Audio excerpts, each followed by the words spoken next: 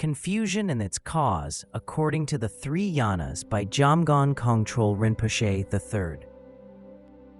The theme "What is" includes everything that is fundamentally valid without mistaken cognition, i.e., free of confusion. Somebody who is confused nourishes beliefs about things that contradict the way things really are. Bewilderment is confusion and has far-reaching consequences. Confusion is a mental state in the absence of knowledge as to the way all things really are, and the way they arise and appear. But confusion can be unraveled. A mistaken view can be understood and dispelled. One's approach is bewildered, though, as long as one's practical relationship with one's delusions make one shun confusion, which doesn't bring about freedom from confusion. From the Buddhist point of view, it's necessary to understand the source of confusion. One needs to investigate and recognize the ground of confusion. During the times of Buddha Shakyamuni, his teachings were divided into 3 schools or yanas. Later, many great scholars studied how his vast body of teachings could be best presented and preserved for future generations.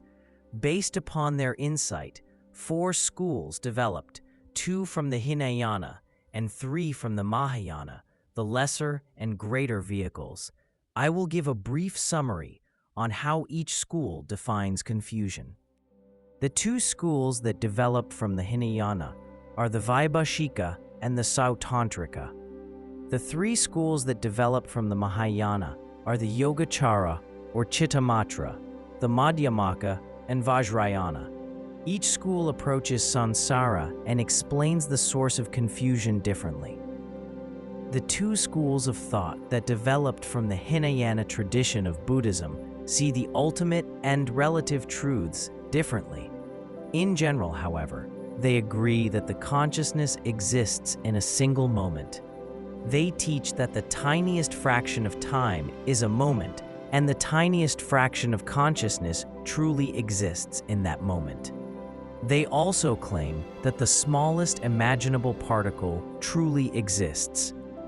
Confusion about the consciousnesses and phenomena arises due to assuming that the many moments of consciousness and the tiniest particles, compounding a whole, are each a unique and substantial entity. Hinayana followers argue that the basis for confusion is not seeing that an object consists of tiniest parts that truly exist, and thus one mistakenly assumes that the collection of tiniest parts is a single entity. This mistake also applies to one's cognition.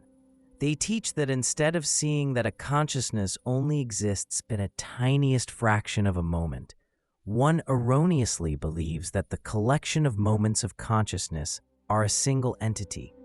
They say that failing to see the moment and mistakenly taking the collection of all parts to be a unique consciousness is the cause for confusion.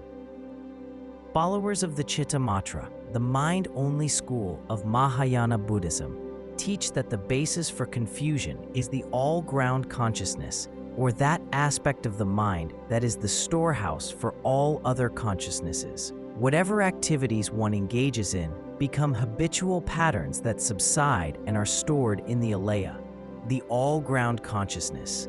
When activated by a thought, confusion arises.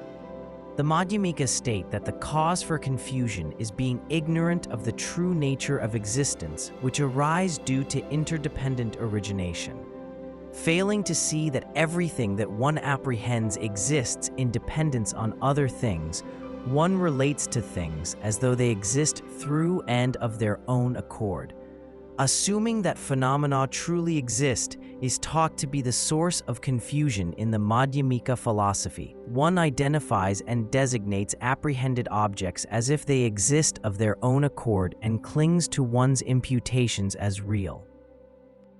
The Vajrayana tradition of Buddhism explains that the true nature of all phenomena is the inseparability of luminosity or clarity and emptiness. Clarity is unimpeded manifestation, and emptiness is the non-existential ground for dependent manifestations to arise and appear when causes and conditions come together. The cause for confusion is failing to realize the true nature of phenomena. Not realizing that inner and outer phenomena are manifestations of luminous clarity, one assumes that apprehended objects exist in opposition to the apprehending self, calling them self in contrast to other. Both instances are being divisive, which is explained in great detail as the source of confusion in the Vajrayana tradition.